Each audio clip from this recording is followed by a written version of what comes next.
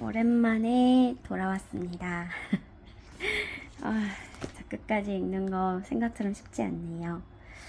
고통의 문제 꼭 끝까지 완주하겠습니다. 네, 7장부터 다시 이어서 읽도록 하겠습니다. 제 7장 인간의 고통 2. 잘 보이시죠? 네, 이 장에서 저는 인간의 고난에 대한 이야기를 완결짓는 데 필요한 6가지 명제를 제시하고자 하는데 각기 연결된 사항이 아니므로 순서는 자의적으로 배열했습니다. 제1. 기독교에서는 시련에 관한 역설이 있습니다. 가난한 자는 복이 있지만 그럼에도 불구하고 우리는 심판과 기부금을 통해 가능한 한 모든 곳에서 가난을 청산해야 합니다. 우리는 핍박받을 때 복이 있지만 핍박을 피하기 위해 이 도시에서 저 도시로 도망갈 수 있으며 우리 주님이 겟세마네 동산에서 그리하셨듯이 핍박을 면하게 해주시기를 기도할 수도 있습니다. 그러나 고난이 정말 좋은 것이라면 피하기보다는 추구해야 하지 않겠습니까?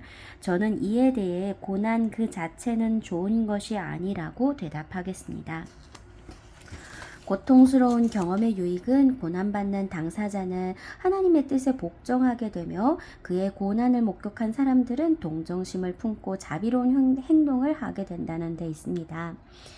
타락한 우주, 부분적으로만 구원받은 이 우주에서 하나님으로부터 내려오는 순수한 선, 반항하는 피조물들이 만들어내는 순수한 악, 하나님이 구원의 목적을 위해 그 악을 이용하시는 경우 그 결과 만들어지는 것으로서 고난을 받아들이고 죄를 회개함으로써 증진될 수 있는 복합적인 선, 이 4가지를 구분해서 생각할 수 있습니다.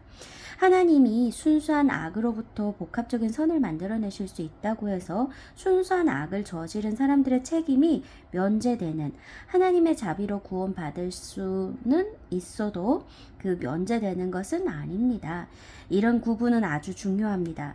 죄를 짓지 않을 수는 없지만 죄를 지은 사람에게는 화가 임합니다. 죄는 확실히 은혜를 더하게 하지만 그것을 빌미로 계속 죄를 지어서는 안 됩니다. 십자가의 죽음 자체는 역사적 사건 중 최악의 사건인 동시에 최선의 사건이지만 유다의 역할은 여전히 악한 것입니다. 우리는 이것을 다른 이들이 겪는 고난의 문제에 먼저 적용해 볼 수 있습니다. 어떤 자비로운 사람이 이웃의 유익을 위해 순수한 선과 의식적으로 협력하는 가운데 하나님의 뜻을 행하고 있다고 합시다. 반대로 어떤 잔인한 사람은 이웃을 학대하면서 순수한 악을 행하고 있었는데 하나님이 그의 동의 없이 그도 모르는 사이에 그 악을 사용하여 복합적인 선을 만들어내셨다고 합시다. 이때 첫 번째 사람은 아들로서 하나님을 섬긴 것이고 두 번째 사람은 도구로서 하나님을 섬긴 것입니다. 여러분은 어떤 행동을 하든 하나님의 목적을 수행하게 되어 있습니다. 그러나 유다처럼 섬기느냐, 요한처럼 섬기느냐가 문제입니다. 말하자면 전 책에는 선한 자와 악한 자의 충돌을 고려하여 만들어져 있으며 꿋꿋함과 인내와 연민과 용서의 선한 열매가 맺히려면 잔인한 자들의 행동이 허용되는 것은 이 목적을 위해서입니다. 대개는 선한 자들이 계속해서 순수한 선을 추구해야 합니다. 제가 대개는 라고 말하는 것은 때로 우리가 동료 인간에게 해를 입힐 수도 있는 권한을 부여받는 경우가 있기 때문인데 그런 경우는 사태가 긴급하며 선한 결과를 얻을 수 있는 것이 분명하고 해를 입히는 사람이 통상적으로 명확한 권위, 자연이 부여하는 부모의 권위, 시민사회가 부여하는 행정관이나 군인의 권위, 대부분의 경우 환자가 부여하는 의사의 권위를 가지고 그렇게 행동할 때에만 허용되어야 합니다. 이것을 고통은 저들에게 좋은 것이므로 인간을 괴롭힐 수 있다는 일반적인 선언으로 바꿔버리는 것은 하나님이 채찍이라고 큰소리쳤던 말로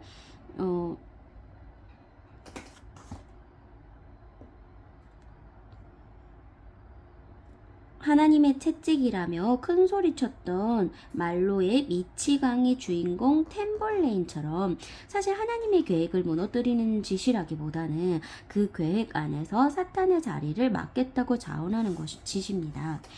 여러분이 이처럼 사탄의 역할을 맡겠다면 사탄이 받을 대가 또한 감수할 준비를 해야 합니다. 우리 자신의 고통을 피하는 문제에 대해서도 이와 비슷한 해결책을 제시할 수 있습니다. 어떤 굴욕주의자들은 자기 학대를 수행의 한 방법으로 사용해 왔습니다. 평신도인 저로서는 그것이 과연 신중한 방법인지에 대해 의견을 제시할 생각이 없습니다. 그러나 자기 학대의 장점이 무엇이든 간에 그것은 하나님이 보내시는 시련과 상당히 다른 것이라는 점만큼은 강조하고 싶습니다.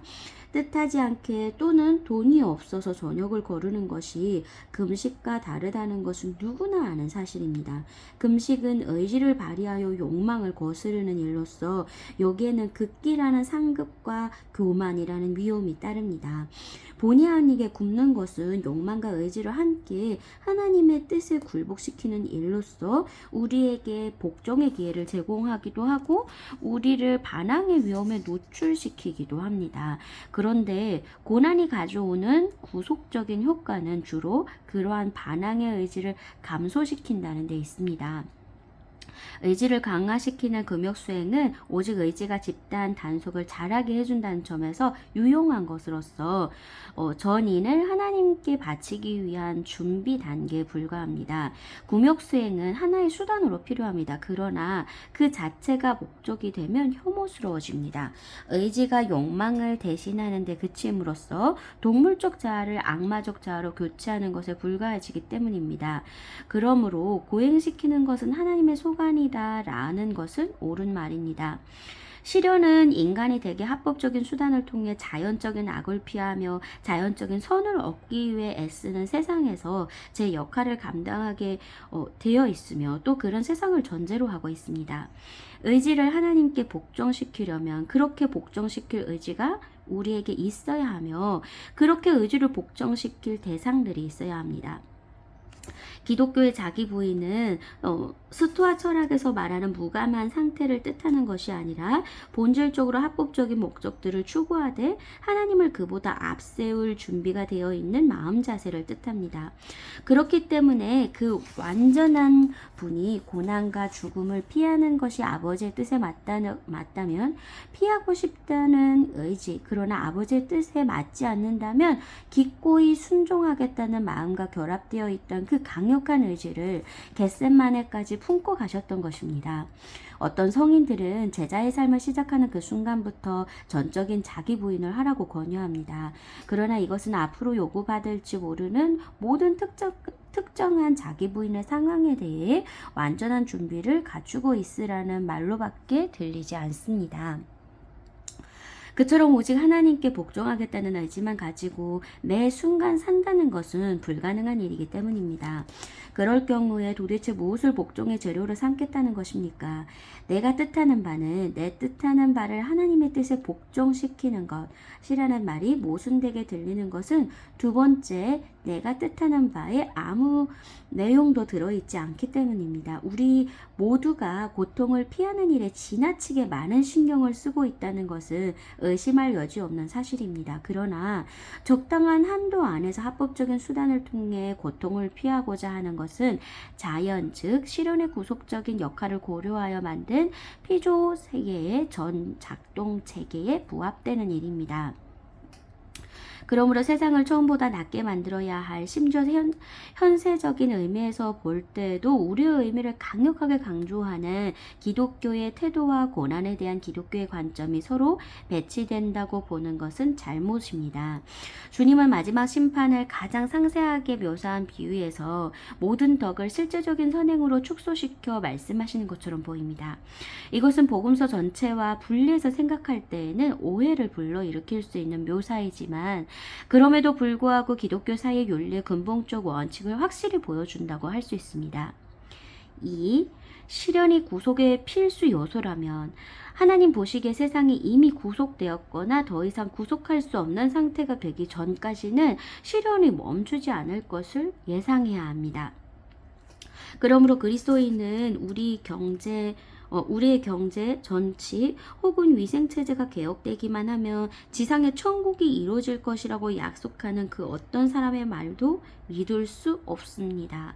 이 말이 사회운동가들을 의기소침하게 만드는 것처럼 들릴 수도 있지만 사실은 그렇지는 않습니다. 오히려 같은 인간으로서 함께 불행을 겪고 있다는 강력한 연대감은 우리가 도덕법을 깨뜨리면서까지 실현하고 싶어하는 무모한 희망, 막상 실현하고 나면 먼지와 재밖에 남지 않는 그 어떤 희망 못지않게 인간의 모든 불행을 최대한 제거하도록 박차를 가하는 훌륭한 역할입니다. 현재의 악을 제거하려는 시도가 활발히 일어나게 하려면 가상의 지상 천국이 필요하다는 이론의 불합리성은 이 이론을 개인의 삶에 적용해 볼 때 즉각 드러납니다. 배고픈 사람이나 아픈 사람은 지금 당장 음식을 얻고 치료받는다고 해도 여전히 삶의 기복이 자신들을 기다리고 있다는 것을 알면서도 음식을 구하며 치료를 원합니다. 저는 지금 사회체제의 급격한 변화가 바람직하냐, 그렇지 않느냐에 대해 논하고 있는 것이 아닙니다. 다만 한 가지 특정한 약을 불로장생제로 착각해서는 안 된다는 점을 독자들에게 상기시키고자 할 뿐입니다. 3. 정치적인 문제에 부딪히게 된 이상 기독교가 말하는 자기 양도와 순종의 교리는 순전히 신학적인 것으로서 정치적인 주의들과는 아무 상관이 없다는 점을 분명히 짚고 넘어가야겠습니다. 지금까지 제가 한 말들은 정부의 형태나 시민의 권위나 시민의 순종 문제와 하등 관련 없습니다. 피조물이 창조자에게 바쳐야 할 순종의 종류와 수준이 유일무이한 것은 피조물과 창조주의 관계 자체가 유일무이한 것이기 때문입니다. 거기에서 정치적 명제를 추론할 수는 없습니다. 4. 저는 고난에 대한 기독교 교리가 우리가 살고 있는 세상과 관련하여 아주 기이한 사실 하나를 설명해 준다고 믿습니다. 우리는 모두 확고한 행복과 안전을 갈망하지만 하나님은 세상의 본성상 그것을 허락하지 않으십니다. 그러나 기쁨과 쾌락과 즐거움은 널리 퍼뜨려 놓으셨습니다.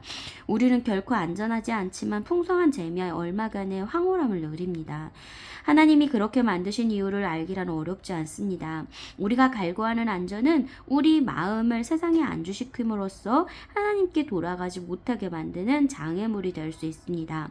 그러나 잠깐 동안의 행복한 사랑, 아름다운 경치, 교향악, 친구들과의 즐거운 만남, 목욕, 축구 경기에는 그런 성향이 없습니다. 우리 아버지께서는 여행길에 기분 좋은 여관에 들려 원기를 회복하게 해주시지만 그 여관들을 우리 집으로 착각하게 만드시지는 않습니다.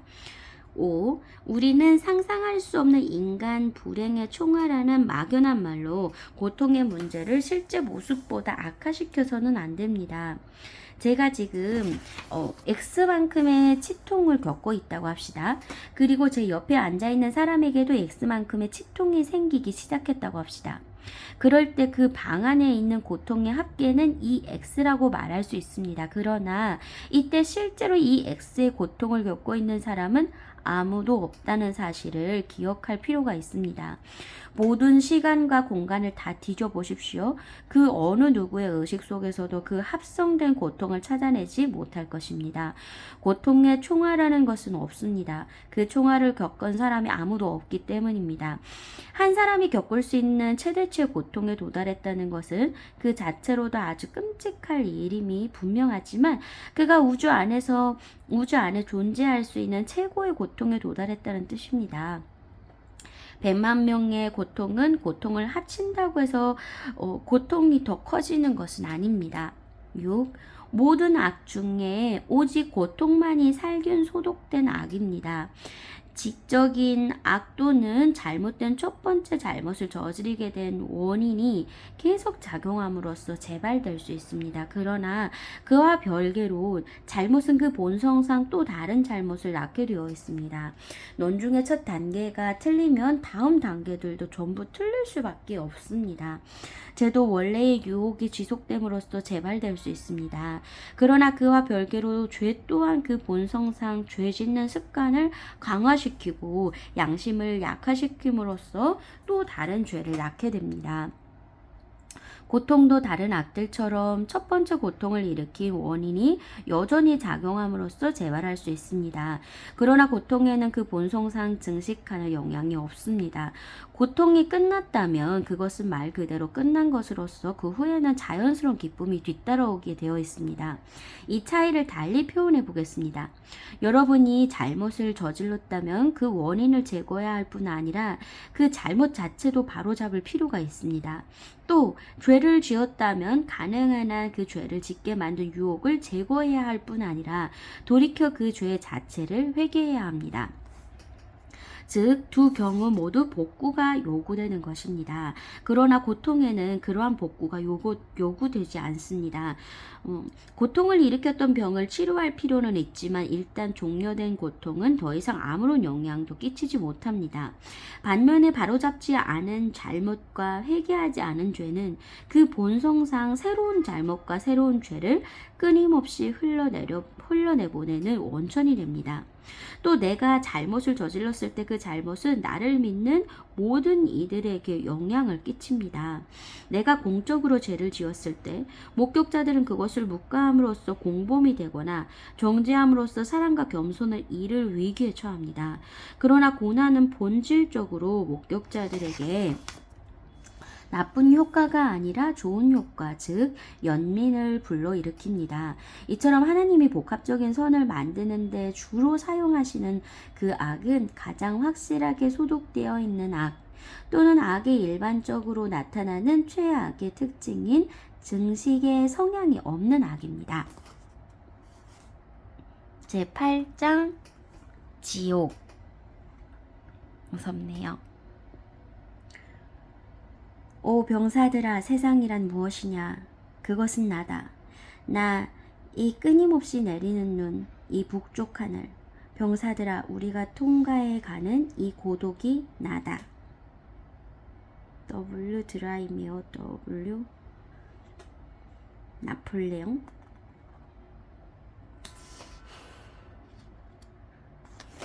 이런 글이 있네요. 8장 시작할게요.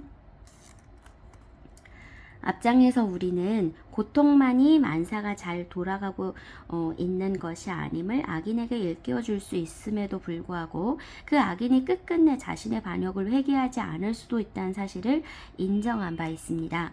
또한 인간에게는 자유의지가 있어서 인간에게 주어지는 모든 선물은 이 중적인 효과를 갖게 된다는 점도 인정했습니다. 이러한 전제에 즉각 따라오는 결론은 세상을 구속하려는 하나님의 수고가 모든 영혼에게서 열매를 거두리라는 보장이 없다는 것입니다. 어떤 이들은 구속되지 못할 것입니다. 제 마음대로 할 수만 있다면 이보다 더 없애버리고 싶은 기독교 교리도 없습니다. 그러나 이것은 성경뿐 아니라 특히 우리 주님 자신의 말씀으로부터 전폭적인 지지를 받고 있는 교리입니다. 기독교 세계는 언제나 이 교리를 견지해왔습니다. 또한 이것은 이성의 지지를 받는 교리이기도 합니다. 경기를 하려면 질수도 있어야 합니다. 피조물의 행복에 자기 양도에 있다고 할 때 그처럼 자기를 양도할 수 있는 주체는 오직 그 피조물 자신으로서 그는 그 일을 거부할 수 있습니다. 저는 진실로 모든 사람이 구원받을 것이라고 말할 수만 있다면 어떤 대가라도 치를 용의가 있습니다. 그러나 저의 이성은 이렇게 응수합니다. 그들의 의지와 상관없이, 아니면 그들의 의지와 상관없이라고 할 때 저는 즉시 모순을 느낍니다. 자기 양도라는 지극히 자발적인 행위를 어떻게 비자발적으로 할 수 있단 말입니까? 또 그들의 의지로라고 할 때 저의 이성은 그들에게 자기를 포기할 뜻이 없다면 어떻게 되는 것인가 라고 대꾸합니다. 지옥에 대한 주님의 말씀은 다른 말씀이 다 그렇듯이 우리의 지적 호기심을 채워주기 위해 주어진 것이 아니라 우리의 양심과 의지를 일깨워 주기 위해 주어진 것입니다. 무시무시한 가능성이 있다는 사실을 확인시킴으로써 우리를 행동으로 이끌 수 있다면 이 말씀은 원래의 의도를 다 성취시켰다고 할 수 있을 것입니다. 만약 세상 사람 모두가 이 같은 확신을 가진 그리스도인들이라면 이 주제에 대해 더 말할 필요도 없겠지요. 그러나 현재 이 교리는 기독교를 야만적이라고 공격하며 하나님의 선함에 A를 제기하는 이들의 주된 근거 중 하나가 되어 있는 실정입니다. 사람들은 이 교리가 혐오감을 준다고 말하며 사실 저도 마음 밑바닥에서는 이 교리의 혐오감을 느끼고 있습니다. 이 교리를 믿을 때 어떤 비극이 인간의 삶에 찾아오는지를 상기시킵니다. 반면에 이 교리를 믿지 않을 때 찾아오는 다른 비극들에 대해서는 말을 아끼지요. 이런 이유들 때문에 오직 이런 이유들 때문에 우리는 지옥의 문제를 논의할 필요가 있는 것입니다. 문제는 단지 하나님이 어떻게 자기 피조물의 일부를 최종적인 멸망에 내어주실 수 있느냐 하는 데 있지 않습니다. 우리가 회교도였다면 그것이 문제가 되었겠지요. 그러나 언제나 그렇듯이 실제 복합성에 충실한 기독교는 한층 더 까다롭고 모호한 문제, 피조물의 최종적인 멸망을 막기 위해 친히 인간이 되어 고통스럽게 죽을 정도로 자비가 충만하신 하나님이 그 극단적인 치료법마저 듣지 않을 때 왜 완력을 써서라도 멸망을 저지하려 들지 않는 것처럼 보이느냐, 아니 그렇게 하실 능력이 없는 것처럼 보이기까지 하느냐를 제기합니다. 조금 전에 저는 이 교리를 제고할 수만 있다면 어떤 대가라도 치르겠노라 입심 좋게 말한 바 있습니다. 그러나 그것은 거짓말이었습니다. 저는 그 사실을 제거하기 위해 하나님이 이미 지불하신 대가의 1000분의 1도 지불하지 못할 사람입니다. 여기에 진짜 문제가 있습니다. 즉 하나님의 자비가 그처럼 큰데도 왜 지옥은 여전히 존재하느냐 하는 것입니다. 지금 저는 이것이 그럭저럭 받아들일 만한 교리라는 점을 입증하려는 것이 아닙니다. 착각하지 맙시다. 이것은 그럭저럭 받아들일 만한 교리가 아닙니다. 그러나 보통 여기에 제기되는 반발이나 반감에 대해 비판함으로써 이 교리의 도덕적인 성격을 밝힐 수는 있다고 생각합니다. 첫째, 응보적 처벌이라는 개념 자체를 반대하는 사람들이 많이 있습니다. 이 점에 대해서는 전에 부분적으로 다룬 바 있습니다. 그때 저는 거기에서 공과 중과 의 개념과 응보의 개념을 빼버린다면 모든 처벌이 부당한 것이 된다고 주장했습니다.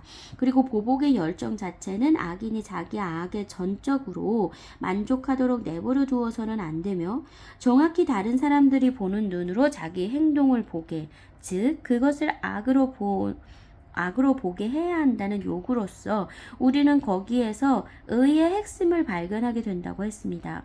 저는 고통이 반역자들의 요새 안에 진리의 깃발을 꽂는다고 말했습니다. 그때 우리는 아직 회개에 이를 가능성이 있는 고통에 대해 이야기했습니다. 그런데 결국 회개하지 않을 경우 깃발만 꽂혔을 뿐 더 이상 정복이 이루어지지 않았을 경우에는 어떻게 될까요? 정직하게 생각해 봅시다. 배신과 잔인한 짓을 거듭한 끝에 부와 권력의 자리에 오른 사람이 있다고 상상해 보십시오. 그는 순전히 이기적인 목적을 위해 희생자들의 숭고한 동기를 악용했으며 그들의 순진함을 비웃었습니다. 또 그렇게 거둔 성공을 자기 정욕과 증오심을 채우는 데 이용했고 도둑들 간에 지켜야 할 일말의 도의마저 저버린 채 공범자들을 배신한 후 뒤통수를 맞고 한멸감 속에 죽어가는 그들을 조롱했습니다. 더 나아가 이런 짓들을 저지르면서도 양심의 가책이나 불안을 느끼기는커녕 학생처럼 잘 먹고 건강한 어린애처럼 잘 잤다고 자기만이 삶의 비결을 터득한 자로서 자신은 바보 같은 하나님이나 인간들보다 한 수 높은 인간일 뿐 아니라 자기 삶의 방식이야말로 지극히 성공적이고 만족스러우며 확고한 것임을 추후에 의심 없이 확신한 가운데 세상에 걱정할 것 하나 없이 살고 있는 유쾌하며 혈색 좋은 인간이라고 가정해 보십시오. 여기에서 주의해야 할 점 하나 있습니다. 복수의 열정에 조금이라도 빠져드는 것은 아주 치명적인 죄입니다. 기독교적인 사랑은 그런 원수를 회심시키기 위해 모든 노력을 기울이라고 우리 목숨이나 영원히 위험에 처하는 한이 있더라도 그가 벌을 받는 편보다는 회심하는 편을 더 바라라고 그렇게 되기를 한없이 더 바라라고 권면합니다. 그러나 그것은 지금 우리가 다루고자 하는 질문이 아닙니다. 만약 그에게 끝끝내 회심할 뜻이 없다면 영원한 세상에서 어떤 운명에 처해지는 것이 알맞다고 생각하십니까? 그런 사람이 현재 모습을 그대로 유지한 채 지금의 행복을 영원히 확고하게 누리게 되기를, 자신이 승자임을 더없이 확신하는 상태가 영원히 계속되기를 정말로 바랍니까? 그런 상황을 도저히 받아들이지 못하는 것은 단순히 여러분이 악독한 악의를 가진 탓입니까? 한물간 신학 쪼가리로 보였던 정의와 자비 간의 갈등이 여러분 자신의 마음속에 실제로 일어나고 있으며, 그 갈등이 밑에서부터 온 것이 아니라 위에서부터 온 것 같다는 느낌이 강하게 들지는 않습니까? 여러분을 움직이고 있는 것은 그 비열한 인간이 고통받기를 바라는 따위의 욕망이 아니라 늦기 전에 정의가 옹호되어야 한다는 요구. 설사 더 완전하고 충분하게 정복할 수는 없다 해도 적어도 이 지독히도 반역적인 영혼 안에 진리의 깃발만큼은 꽂아야 한다는 참으로 윤리적인 요구입니다. 설사 그 후에 그가 선해지지 않는다 해도 스스로 실패자요 잘못된 존재임을 아는 것은 어떤 의미에서 그에게 더 나은 일입니다. 아무리 자비로운 마음을 가진 사람도 이런 인간이 그토록 무서운 환상에 빠진 채 영원히 만족하며 지내기를 바랄 수는 없습니다. 아리스토텔레스가 수치심에 대해 그렇게 말했듯이 토마스 아퀴나스도 고통 자체는 좋은 것이 아니지만 특정한 상황에서는 미덕을 지닐 수 있다고 말했습니다. 즉 악이 존재한다면 고통은 그 악을 인지하게 만드는 일종의 지식으로서 상대적으로 선하다는 것입니다. 고통을 피할 경우 그 영혼은 악에 대해 무지해지거나 악이 자신의 본성에 반하는 것임을 모르게 되는데, 이것은 두 가지 다 명백히 나쁜 일이라고 철학자는 말합니다. 두렵고 떨리는 말이긴 하지만 모든 사람들이 이에 동의하리라고 생각합니다. 이런 인간을 지금 모습 그대로 용서하시라고 하나님께 요구하는 것은 묵과와 용서를 혼동하는 데 나오는 태도입니다. 악을 묵과하는 것은 악을 무시하는 것이며 악을 선처럼 취급하는 것입니다. 용서가 이루어지려면 용서를 베푸는 쪽뿐 아니라 받아들이는 쪽도 있어야 합니다. 자기 죄를 인정하지 않는 사람은 어떤 용서도 받아들일 수 없습니다. 하나님이 내리시는 적극적인 응보적 처벌로서 지옥의 개념부터 먼저 이야기한 것은 이 개념이야말로 응보적 처벌의 교리가 가장 불쾌하게 표출된 형태이기 때문입니다. 저는 반대가 가장 거센 부분부터 다루고 싶었습니다. 물론 우리 주님은 심판석에서 지옥이 선고되는 경우에 대해서도 자주 말씀하셨지만, 사실 인간들이 빛보다 어둠을 더 좋아한다는 사실 자체가 심판이며, 그 자신이 인간들을 심판하시는 것이 아니라 그의 말이 심판하신다는 사실도 밝히셨습니다. 그러므로 우리는 이 악한 인간이 지옥의 선고를 받아 파멸하는 것이 아니라 지금 모습 그 자체가 이미 파멸을 뜻한다고 자유롭게 그 두 개념은 결국 같은 의미이므로 생각할 수 있습니다. 구원받지 못한 영혼의 특징은 자기 자신 외의 것은 무엇이든 거부한다는 데 있습니다. 우리가 상상 속에 그려낸 이 이기주의자는 자기가 만나는 모든 것을 자아와 식민지 내지는 부속물로 삼으려 했습니다. 타자에 대한 기호, 즉 선한 것을 즐기는 영향 자체가 소멸되어 버린 것입니다. 물론 아직은 몸을 가지고 있으므로 외부 세계와 어느 정도 초보적인 접촉은 합니다. 그러나 죽음과 함께 그 마지막 접촉점마저 사라져 버립니다. 마침내 자기 소망 전적으로 자아 안에만 머물면서 거기서 얻는 것에 만족하겠다는 소망이 이루어지는 것이지요. 결국 그가 얻는 것은 지옥입니다. 또 다른 반대 의견은 일시적인 죄 때문에 영원한 저주를 받는다는 것은 확실히 형평에 맞지 않는 일이라는 것입니다. 영원을 단순히 시간의 연장으로 생각할 경우에는 그 말이 맞습니다. 그러나 많은 이들은 영원을 이런 개념으로 생각하기를 거부할 것입니다. 시간을 선으로 본다면 이것은 시간의 부분들이 연속되어 있으며 어떤 부분도 겹치지 않는다는 점에서, 즉 시간에는 폭이 없고 길이만 있다는 점에서 유익한 이미지입니다. 아마도 영원은 면이나 입체로 보아야 할 것입니다. 이렇게 볼 때 한 인간의 전 실제는 입체의 형태로 그려집니다. 그 입체는 주로 은혜와 자연을 통해 행하시는 하나님의 작품이지만 인간의 자유의식도 우리가 지상의 생애라고 부르는 그 입체의 기준선을 그리는데 기여한다고 할 수 있습니다. 여러분이 기준선을 빗두러 그리면 입체 전체가 제자리를 잡지 못할 것입니다. 인생이 짧다는 것, 즉 이 상징을 빌리자면 인간이 전 복합체의 작은 선 하나만을 담당한다는 것은 하나님의 자비라고 할 수 있습니다. 우리의 자유의지에 맡겨진 그 작은 선 하나도 잘못 그려서 전체를 망칠 때가 많은데 하물며 더 많은 부분을 맡았다면 얼마나 더 엉망으로 만들어 놓았겠습니까? 같은 반대 의견이 좀 더 단순하게 표현된 형태로서 죽음이 끝이어서는 안 되며 마땅히 두 번째 기회를 주어야 한다고 주장하는 입장이 있습니다. 그렇게 해서 도움이 될 것 같았으면 아마 100만 번이라도 더 기회를 주셨을 것입니다. 그러나 아이나 부모는 몰라도 선생님은 종종 알고 있는 바처럼 아이에게 시험을 다시 치를 기회를 준다 한들 사실은 아무 소용이 없습니다. 언제든 끝은 와야 하는 법이고 전지하신 분이 그때를 아신다는 것은 대단한 믿음이 없는 사람도 믿을 수 있는 일입니다. 세 번째, 반대 의견은 중세 예술과 어떤 성경 구절들이 보여주는 지옥의 무서운 고통에 대한 것입니다. 폰 휘겔은 이에 대해 교리를 전달하는 수단으로 사용되는 이미지와 교리 그 자체를 혼동하지 말라고 경고합니다.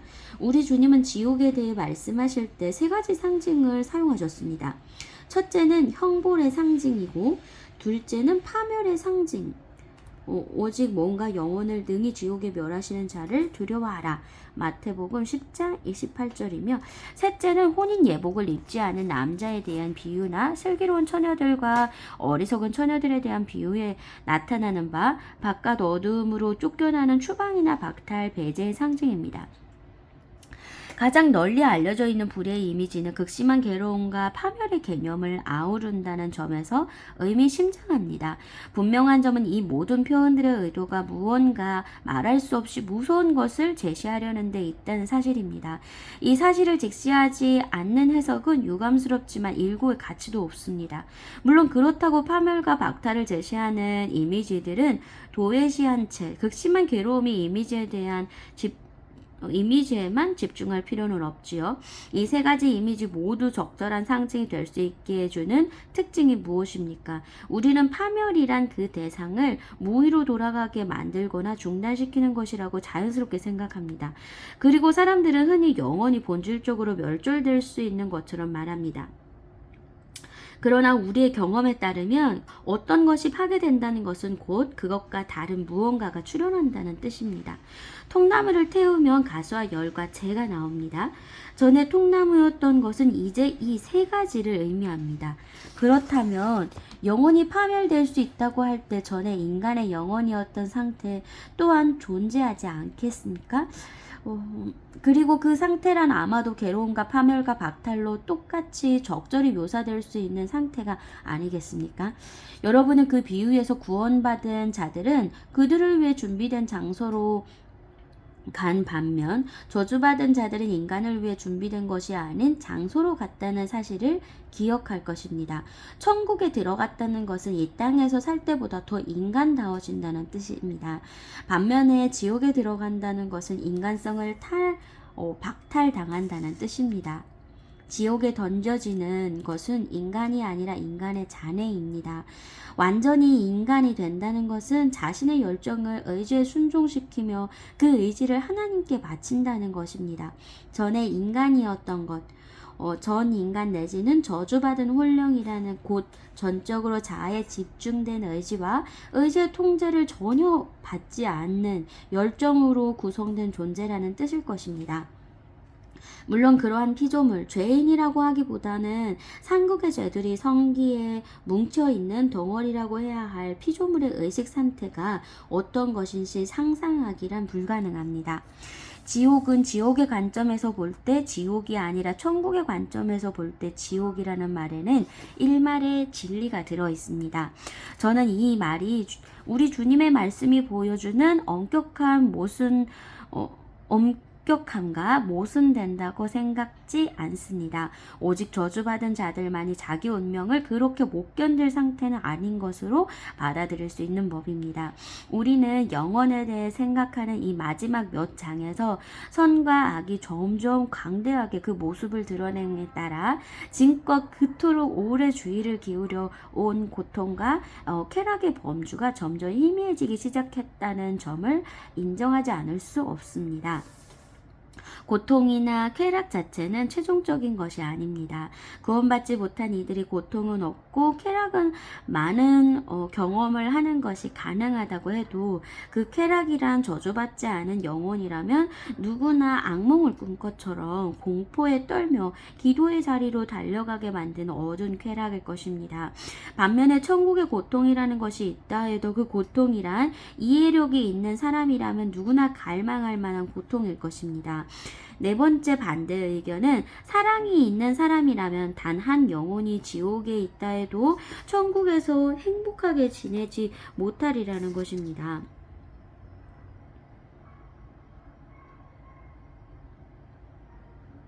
그렇다면 우리가 하나님보다 더 자비롭다는 말입니까? 이러한 반대 의견은 영국과 미국의 역사가 공존하는 듯 천국과 지옥도 단선적인 시간선상에서 공존하고 있는 그림을 머릿속에 그린 결과 천국에 있는 자가 매순간 지금도 지옥의 불행은 계속되고 있다고 말할 수 있는 것처럼 생각하기 때문에 생기는 것입니다. 그러나 저는 우리 주님이 한치의 양보 없는 엄격함으로 지옥의 공포를 역설하신 경우에도 대개 지속성의 개념보다는 궁극성의 개념을 강조하셨다는 데 주목합니다.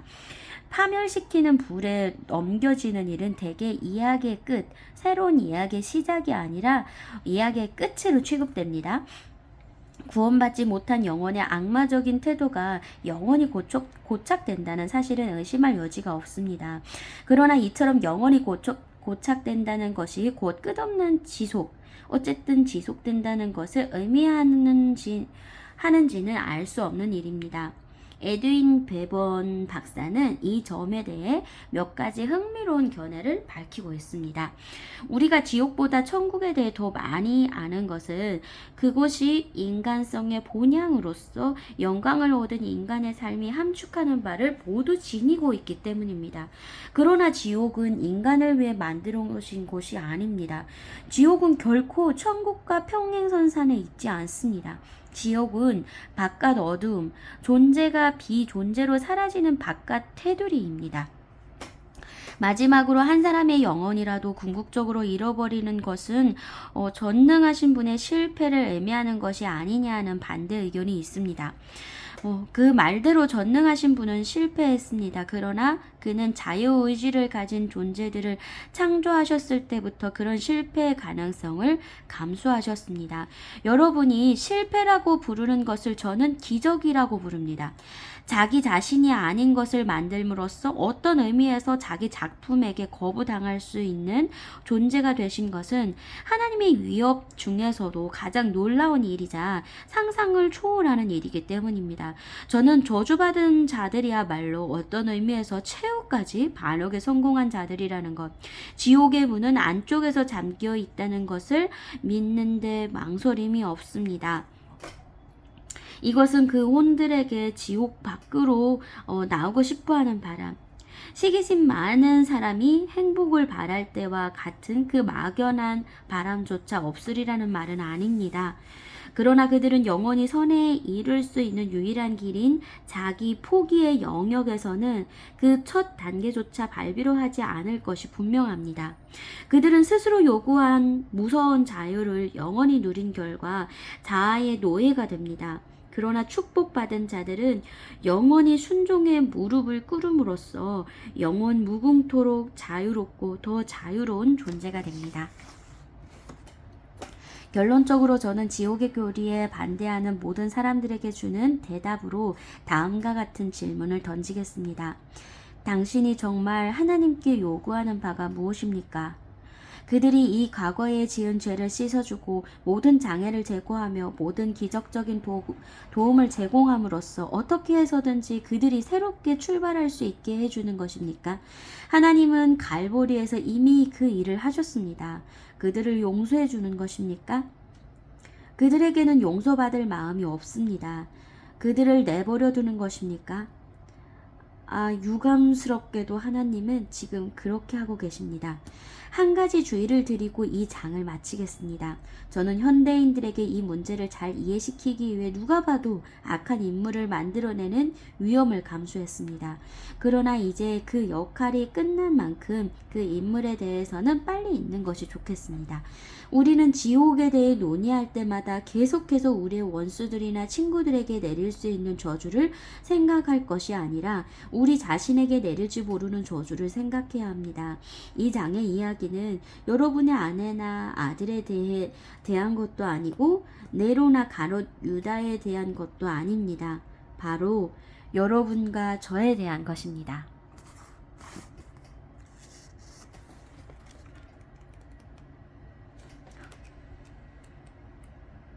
엄마나 2장만 남았어요. 동물의 고통, 그리고 마지막 장이 뭐게요? 마지막 장은 천국입니다. 천국! 얼른 천국까지 읽겠습니다. 제9장 동물의 고통. 지금까지는 인간의 고통을 다루었습니다. 그러나 그동안에도 계속해서 무고한 상처의 한이 하늘을 찌르고 있습니다. 동물이 겪는 고통의 문제는 더 심각합니다. 그 이유는 동물들의 수가 많다는 데 있는 것이 아니라 인간의 고통에 대한 기독교의 설명을 동물의 고통에 확장시킬 수 없다는 데 있습니다. 우리가 아는 한 짐승들은 죄를 짓거나 덕을 행할 수 없습니다. 따라서 벌로 고통을 받는다거나 고통을 통해 개선된다거나 하는 일이 있을 수 없습니다. 동시에 우리는 동물이 겪는 고통의 문제가 고통의 문제 전체의 중심을 차지하게 해서는 안 됩니다. 중요한 문제가 아니기 때문이 아니라 하나님의 선하심에 의문을 제기할 만한 타당한 근거를 제공하는 문제라면 어떤 것이든지 대단히 중요합니다. 우리 지식의 범위 밖에 있는 문제이기 때문입니다. 하나님은 우리 자신의 고통에 대해서는 어느 정도 이해할 수 있을 만한 데이터를 주셨습니다. 그러나 짐승에 대해서는 그런 데이터를 주지 않으셨습니다. 우리는 짐승들이 창조된 목적이나 본질에 대해 아는 바가 없으며 오직 추측에 근거하여 말할 수 있을 뿐입니다. 우리는 하나님은 선하다라는 교리로부터 동물의 왕국에서 무모할 정도로 잔인하게 나타나는 하나님의 겉모습은 환영이라는 결론을 자신에게 유추해낼 수 있습니다. 또한 우리가 직접 경험을 통해 알고 있는 유일한 고통이 잔인한 것이 아닌 것으로 판명되었다는 사실은 이 결론을 더 쉽게 믿을 수 있게 해줍니다. 그러나 그 외의 것들은 전부 짐작입니다. 우선 우리의 첫 장에 나온 몇몇 비관적인 엄포를 처리하는 작업부터 시작할 수 있을 것입니다. 식물들이 서로를 먹이로 삼으며 무자비한 경쟁 상태 속에서 살아간다는 것은 도덕적으로 전혀 중요하지 않는 사실입니다. 감각 능력이 나타나기 전까지 생물학적 의미의 생명은 선악의 문제와 어떤 관련도 맺지 않습니다. 먹이라든지 무자비하다라는 말은 단순한 은유에 불과합니다. 워즈워스는 모든 꽃이 자기가 숨쉬는 공기를 즐긴다고 믿었지만 그 믿음이 옳다고 가정할 이유는 없습니다. 살아있는 식물에게 해를 입힐 때 무기 물질과 다르게 반응하는 것은 사실입니다. 그리고 인간의 몸을 마취시켰을 때에는 식물보다 훨씬 더 구별되는 반응이 나타나죠. 하지만 그렇다고 해서 마취된 몸에 감각 능력이 있다고 볼 수는 없습니다. 물론 은유를 사용하고 있다는 점을 염두에 두기만 한다면 식물이 꺾이거나 죽는 일을 얼마든지 비극적으로 묘사할 수도 있습니다. 영적인 경험들을 위한 상징을 제공해 주는 것이 광물 세계와 식물 세계가 맡은 기능의 하나일 수도 있으니까요. 그러나 우리는 자신이 사용하는 은유의 희생자가 되어서는 안 됩니다. 절반의 나무가 나머지 절반의 나무들을 죽이고 있는 숲 숲도 완벽하게 좋은 숲일 수 있습니다. 숲에서는 그 유용성과 아름다움에 있으며 숲은 감정을 느낄 수 없기 때문입니다. 짐승의 경우에는 세 가지 질문이 제기됩니다. 첫 번째는 사실에 대한 질문으로서 동물은 어떤 고통을 겪는가 하는 것입니다. 두 번째는 기원에 대한 질문으로서 동물 세계의 질병과 고통은 어떻게 시작되었는가 하는 것입니다. 그리고 세 번째는 정의에 대한 질문으로서 동물의 고통과 하나님의 정의는 어떻게 조화될 수 있는가 하는 것입니다. 첫 번째 질문에 대한 최종적인 대답은 모른다입니다. 그러나 몇 가지 추측해 볼 만한 사항은 있습니다. 우선 우리가 해야 할 일은 동물들을 구분하는 것입니다. 만약 유인원이 인간의 언어를 이해할 수 있다면 자기가 지렁이나 굴 같은 것들과 동물이라는 한 등급에 묶여 인간과 대조된다는 데 심한 불쾌감을 느낄 것입니다. 유인원과 인간은 여러 가지 점에서 유인원과 지렁이가 닮은 정도나 인간과 지렁이가 닮은 정도를 훨씬 넘어서는 것이 분명합니다. 우리는 하등 동물들에게 감각 능력이라 할 만한 무언가가 있다고 추정할 필요가 없습니다. 생물학자들은 동식물을 구별할 때 감각 능력이나 운동 능력처럼 일반인들이 자연스럽게 택하는 특징들을 동원하지 않습니다. 그러나 고등 동물의 신경계통이 우리와 대단히 유사하다는 사실로 미뤄볼 때 감각 능력이 개입되는 지점이 있다는 것만큼 거의 확실합니다. 그러나 이 차원에서 우리는 감각 능력과 의식을 구분해야 합니다. 이런 구분에 대해 들어본 적이 없는 사람은 깜짝 놀랄 수도 있겠지만 이것이 상당히 거리 있는 구분으로서 이 구분을 무조건 무시해버리는 것은 경솔한 짓입니다. 세 가지 감각, 처음에는 A, 다음에는 B, 그 다음에는 C를 연이어 경험한다고 합시다. 이때 여러분은 ABC 과정을 통과하는 경험을 합니다. 그런데 이 일이 무엇을 암시하는지 보십시오. 이 일은 A가 사라져가는 것을 알아차릴 수 있을 만큼 A로부터 떨어져 있는 무언가.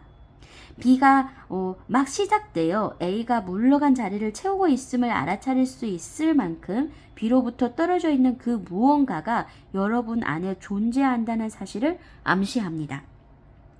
즉 A가 B로 B가 C로 전이되는 와중에서도 자신을 여전히 단일한 존재로 인식하고 있는 무언가, 그 결과 나는 ABC 경험을 했다고 말할 수 있는 무언가가 존재한다는 것입니다.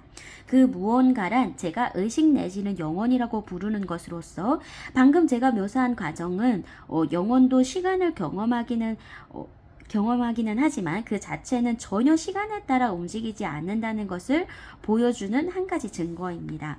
ABC를 연속적으로 느끼는 가장 간단한 경험을 하는 데에도 단순한 상태의 연속이 아닌 영원 시시각각 변하는 감각의 흐름 밑에 자리 잡고 있는 변함없는 강바닥 같은 영혼, 스스로 그 모든 것이 아래에 있는 단일한 존재로 인식하고 있는 영혼이 필요합니다.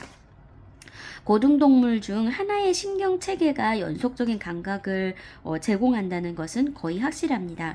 그렇다고 해서 스스로 조금 전까지는 A를 느꼈다가 지금 B를 느끼고 있으며 이제 B가 C의 여지를 남기며 사라지는 모습을 보고 있는 존재로 지각하는 어떤 것, 즉 영혼이 있다는 결론이 따라 나오는 것은 아닙니다.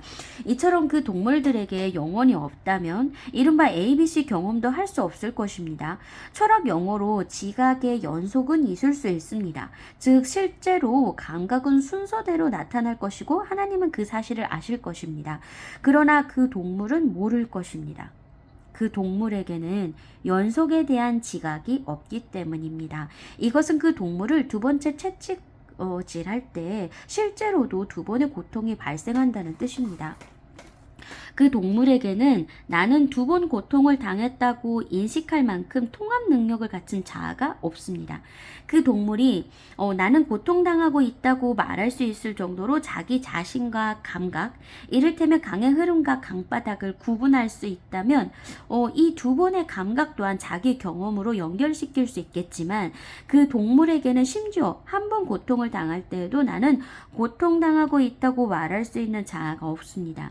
따라서 이 상황을 정확히 묘사하려면 이 동물들에게 고통이 일어났다고 해야지. 흔히 말하듯이 이 동물이 고통을 느낀다고 해서는 안 됩니다. 왜냐하면 이와 느낀다라는 말에는 우리처럼 감각 너머에서 그 감각들을 경험으로써 조식할 수 있는 자아 내지는 영혼 또는 의식이 있다는 전제가 은근슬쩍 깔리게 되기 때문입니다. 저는 인정하는 바 우리는 의식 없이 감각하는 경우가 어떤 것인지 상상하지 못합니다. 우리한테 그런 경우가 발생하지 않기 때문에 아니라 우리가 무의식 상태에 있을 때 그런 경우가 발생하기 때문입니다. 바로 이것입니다. 동물들이 고통에 대해 우리와 아주 비슷하게 반응한다는 사실이 곧 동물들에게 의식이 있다는 증거가 될 수는 없습니다. 우리 역시 마취 상태에서 그와 같이 반응할 수 있으며 심지어 잠들었을 때에도 묻는 말에 대답하는 경우가 간혹 있기 때문입니다. 저는 동물들이 어느 단계까지 이런 무의식적인 감각 능력을 가지고 있는지는 추측해 볼 생각이 없습니다. 유인원과 코끼리 또는 그보다 더 고등한 가축들이 각각의 경험을 연결시키며 초보적인 개성을 하는 자아 내지는 영혼을 어느 정도 가지고 있지 않다고 보기는 확실히 어렵습니다. 그렇다 해도 동물의 고통으로 보이는 것들 가운데 상당수는 실제적 의미에서 고통을 볼 필요가 없는 것들입니다. 실제 증거 없이 짐승들에게 자아가 있다고 해석하는 감상적 오류를 저지름으로써 고통받는 짐승들을 만들어낸 것은 바로 우리 인간들일지 모릅니다. 이전 세대는 동물이 겪는 고통의 기원을 인간의 타락에서 찾았습니다. 아담의 반창조적인 반란으로 전 세계가 부패했다는 것이죠. 그러나 인간이 존재하기 훨씬 전부터 동물들이 존재했다고 믿을 만한 증거를 충분히 가지고 있는 지금은 더 이상 그런 생각을 할 수 없게 되었습니다. 육식과 그에 수반되는 모든 일들이 인류가 등장하기 이전에 이미 존재했습니다. 이 지점에서 우리가 상기하지 않을 수 없는 신성한 이야기, 신앙 고백에 포함된 적은 없어도 교회 안에서는 널리 믿어져 주님의 말씀뿐 아니라 바울과 요한의 말씀에도 암시되어 있다고 볼 수 있는 이야기가 있습니다. 이것은 창조자에게 반항한 피조물은 인간이 처음이 아니면 인간보다 더 오래되고 더 능력 있는 어떤 존재가 변절되어 어둠의 재앙이자 이 세상의 주인이 되었다는 이야기입니다.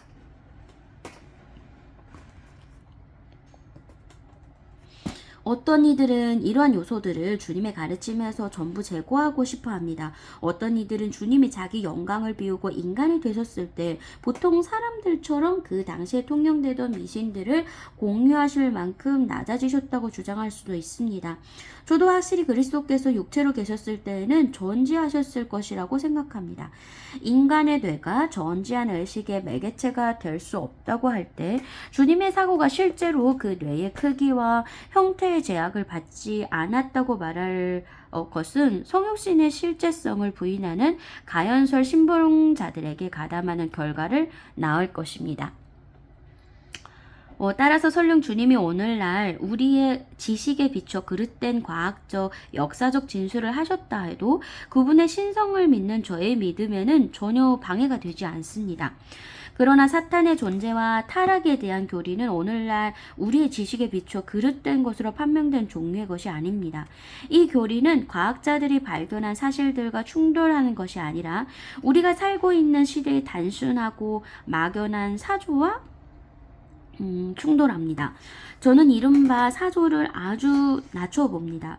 모든 이들이 자기 전공 분야에서 확인하는 사실은 새로운 것들을 발견하고 그간의 잘못을 바로잡은 사람들은 모두 자기의 시대의 사조를 무시한 이들이라는 것입니다.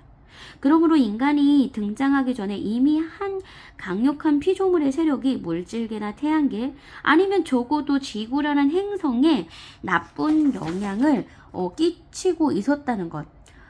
인간이 타락했을 때 실제로 그를 유혹한 존재가 있었다고 보는 것은 제가 보기에 합리적인 가설입니다.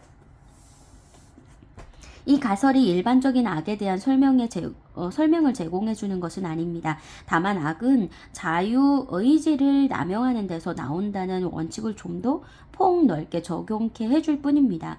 제가 믿듯이 이러한 세력이 정말 있다면 바로 그 세력이 인간이 나타나기 전에 동물 세계를 부패시켰다고 말해도 무방할 것입니다.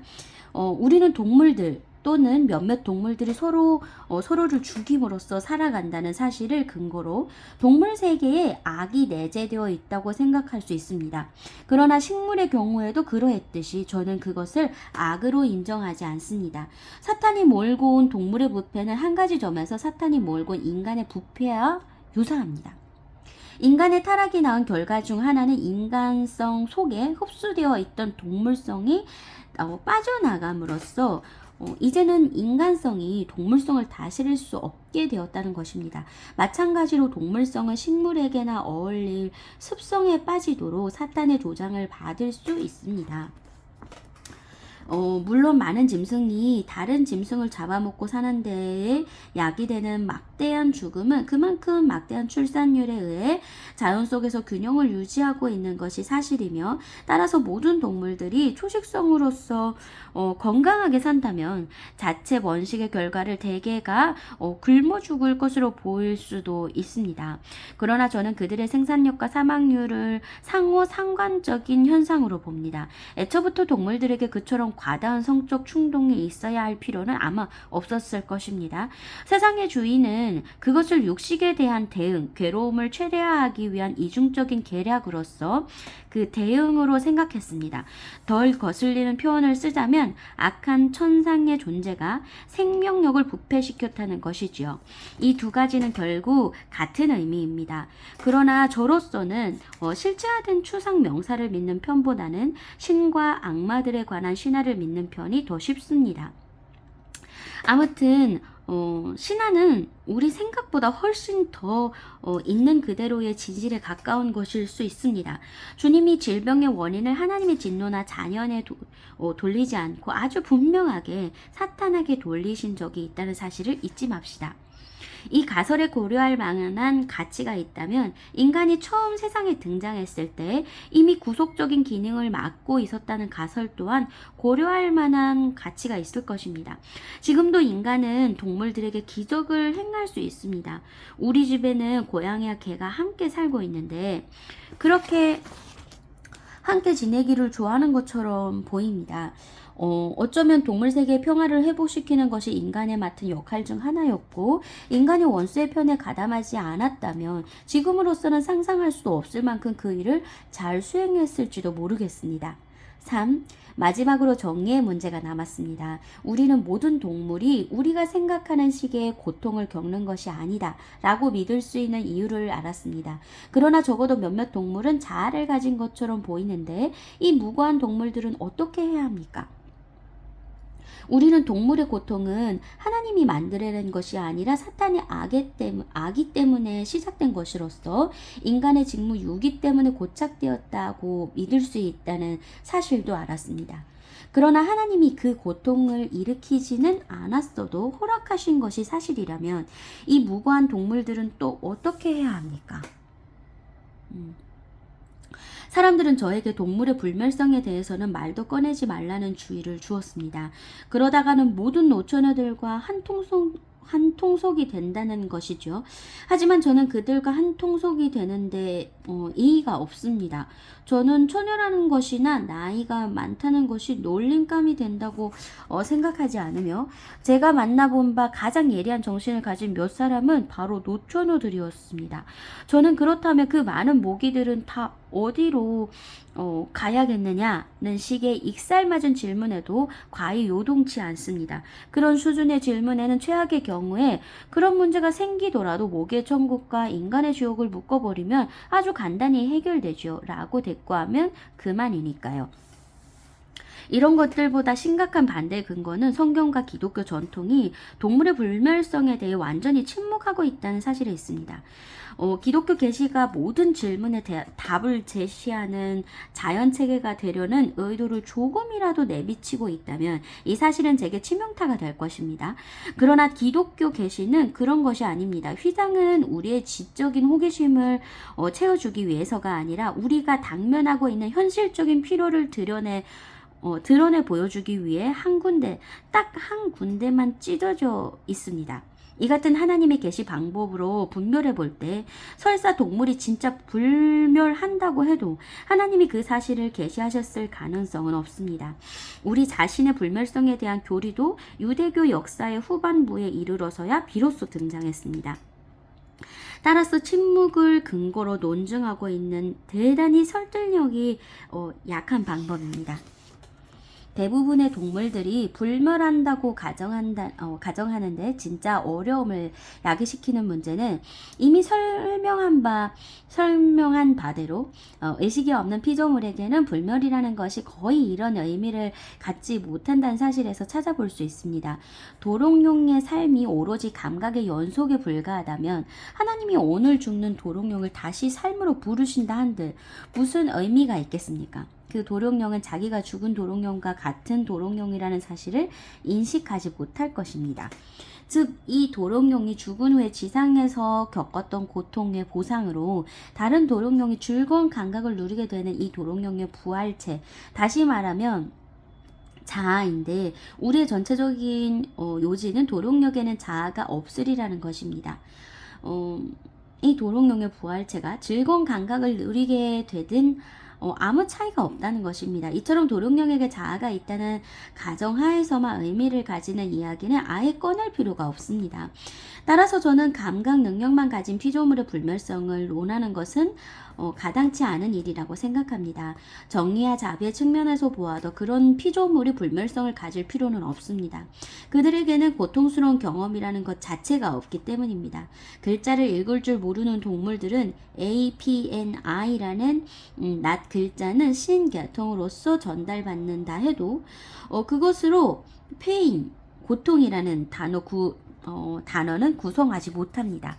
아마 모든 동물이 그러할 것입니다. 그럼에도 불구하고 고등동물에게는, 특히 사람이 길들이는 고등동물에게는 초보적인 수준으로나마 실제적인 자아의식이 있다는 우리의 강한 확신이 망상이 아니라면 그들의 운명에 대해서는 좀 더 깊이 생각할 필요가 있습니다. 우리가 피해야 할 잘못은 그 동물들 자체만을 놓고 생각하는 것입니다. 인간은 하나님과 인간 관계 안에서만 이해되어야 합니다. 짐승은 인간과 짐승의 관계, 그리고 인간을 통한 하나님과 짐승의 관계 안에서만 이해되어야 합니다. 여기에서 우리는 변질되지 않은 채 현대 그리스도인들의 생각 속에 흔히 남아있는 무신론적 사고의 덩어리 하나를 경계해야 합니다.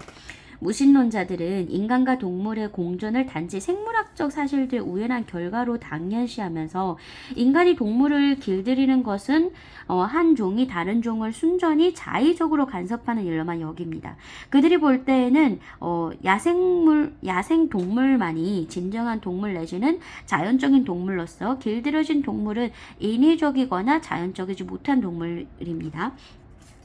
그러나 그리스도인은 그렇게 생각해서는 안 됩니다. 인간은 짐승들을 다스리도록 임명받았으며 따라서 인간이 동물에게 행하는 모든 일은 하나님이 주신 권위를 합법적으로 행사하는 것이거나 무엄하게 남용하는 것이 됩니다.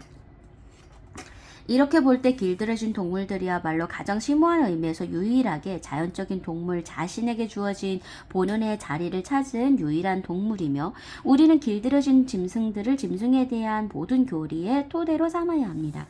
이제부터 살펴보겠지만 길들여진 동물에게 진정한 자아 또는 인격이 생기는 것은 거의 전적으로 그 주인에게 달린 일입니다. 어떤 좋은 양치기 개가 거의 인간에 가깝게 된 것은 좋은 양치기가 개를 그렇게 만들었기 때문입니다.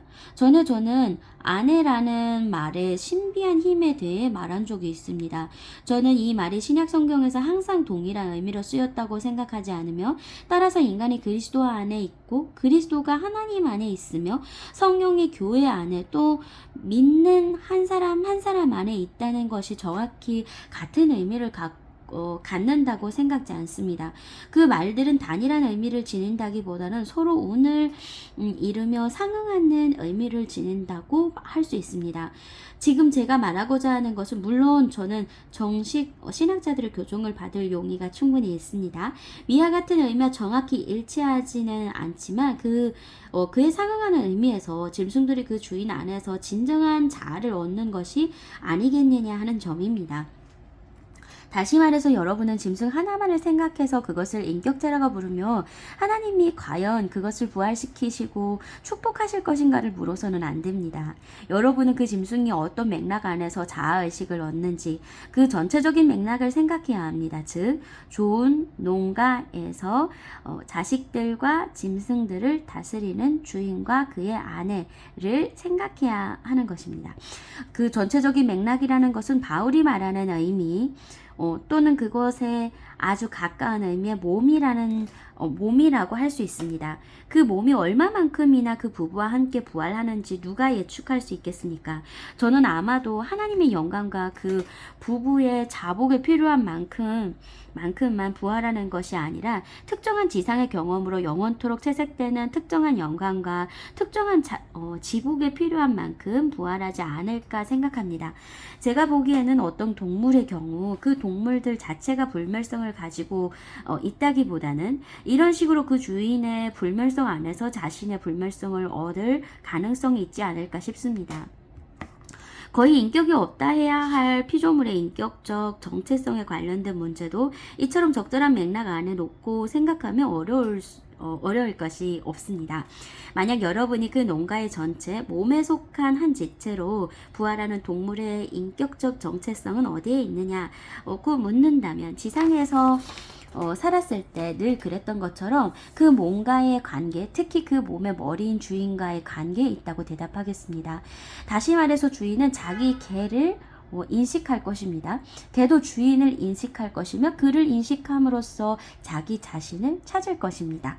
그 동물에게 이와 다른 방식으로 자신을 인식하라고 요구하는 것은 아무 의미 없는 일을 요구하는 것이나 다름없습니다. 동물들은 그런 존재가 아니며 또 그런 존재가 되기를 원하지도 않습니다.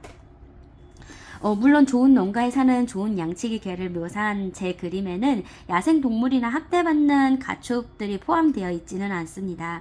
저는 단지 동물의 부활에 관한 이론을 세울 때 지켜야 할 일반적인 원칙을 보여주기 위해 특권을 누리는 동물의 경우, 제 생각에 이것은 정상적이며 왜곡되지 않은 유일한 경우이기도 합니다. 이 동물의 경우를 사례로 끌어왔을 뿐입니다. 저는 그리스도인들에게는 모든 짐승이 불멸한다고 가정하기를 주저하게 만드는 두 가지 이유가 있다고 생각합니다. 첫째로, 그리스도인들은 짐승들에게 완전한 의미의 영혼이 있다고 할 경우 짐승과 인간의 차이, 생물학적인 차원에서 불투명하고 오심스러워 보이지만 영적인 차원에서 보면 선명하게 드러나는 차이가 모호해지지 않을까 염려합니다. 둘째로, 짐승이 장차 누릴 행복을 단순히 고난에 대한 보상이라는 측면에서만 현재의 삶과 연결시키는 것, 이를테면 수년 동안 마차를 끈 데 대한 손해배상으로 수백만 년 동안 행복한 초원에서 살게 해주는 식으로, 이것은 하나님의 선하심을 주장하는 논리치고 조잡해 보이는 논리입니다. 우리는 잘못을 저지를 수 있는 존재이므로 뜻하지 않게 아이나 동물에게 상처를 입힐 때가 종종 있으며, 그럴 때 우리가 할 수 있는 최선의 행동이란 그들을 끌어안아 주거나 작은 대가를 줌으로써 그 잘못을 벌충하는 것입니다. 그러나 전지하신 분 또한 그런 식으로 행동하리라고 하나님이 캄캄한 데서 동물의 꼬리를 밟아놓고 그에 대해 자신이 할 수 있는 최선의 대응을 하시기라도 하는 것처럼 상상하는 것은 경건한 태도라고 할 수는 없습니다. 저는 그런 식의 서툰 땜질을 하나님의 솜씨로 인정할 수 없습니다. 우리는 어떤 것이든 간에 이보다는 나은 대답을 찾아야 합니다.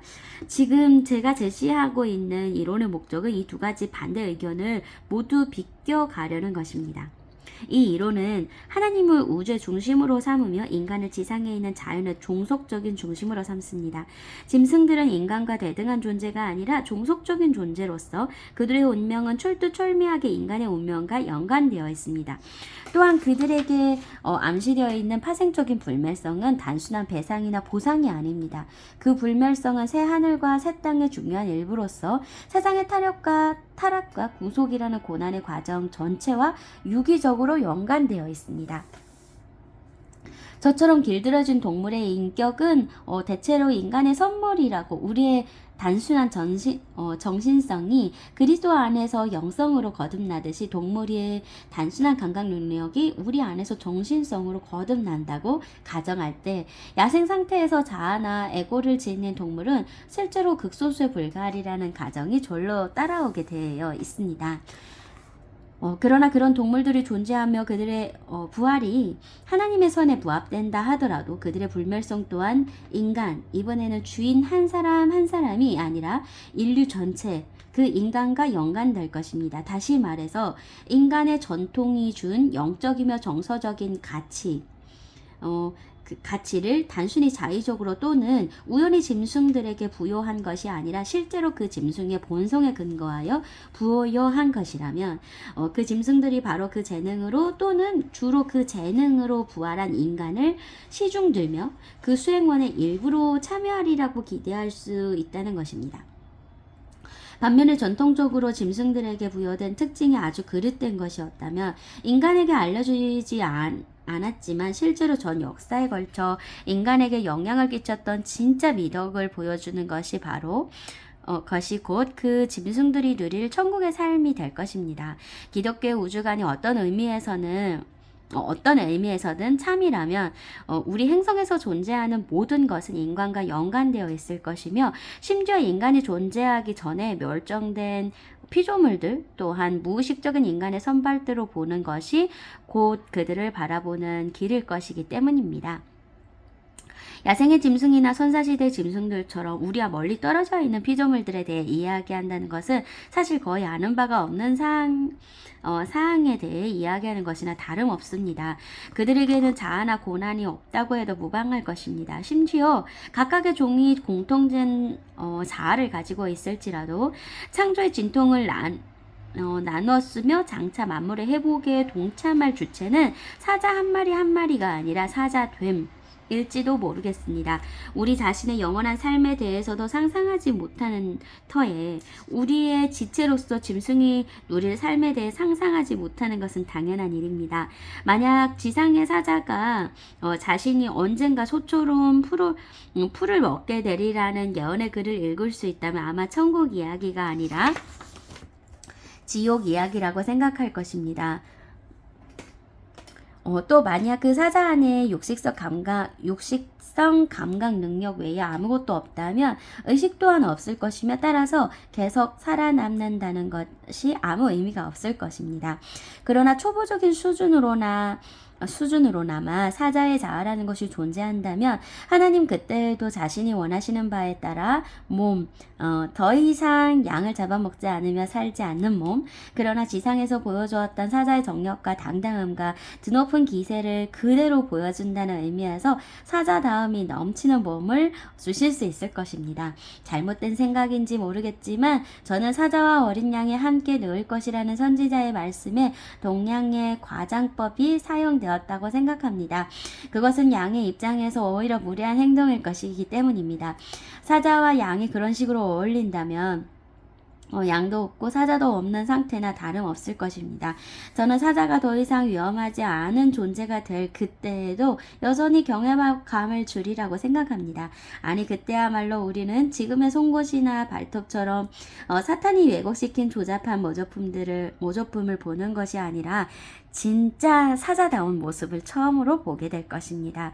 황금빛 황금빛 가을기의 흔들림은 그때도 있을 것이며 선한 군주는 이따금씩 이렇게 말할 것입니다. 그를 다시 한번 표혁해 하라.